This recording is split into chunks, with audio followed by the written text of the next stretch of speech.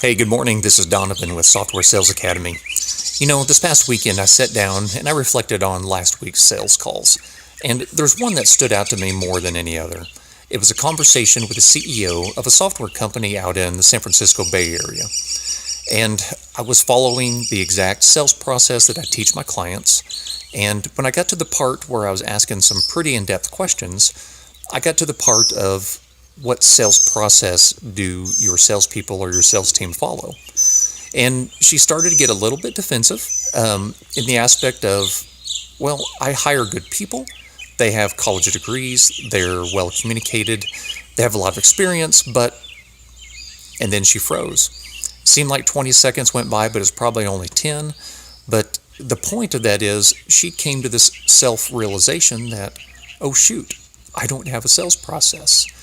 So that inspired me to write down a few things. And what I started to write down was, as a salesperson, whenever we are on a sales call, every single sales call will fall into one of two categories.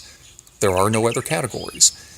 The first one is we follow our own process as a salesperson. The second is, you've probably already guessed it, that is the buyer's process. As soon as the buyer asks us a question, and as soon as we answer that question, guess what? Correct. We are following their process.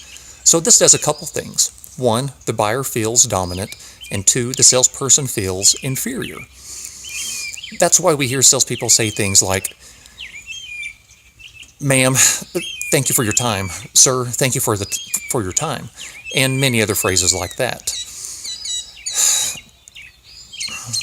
For some reason, as salespeople, we feel that we are in a lower business stature, we're on a lower pedestal than the prospect, and that's not true. It should be equal business stature. Now, I've worked in two different manufacturing companies for a total of about 16 years, and I worked in an Autodesk channel for 3 years. So I was hugely successful at following my specific sales process and understanding the pain points of both the engineering department as well as that of the corner office. By corner office, I mean the president, CEO, or the owner of the company. So the sales process that I followed is the exact same one that I teach my clients today.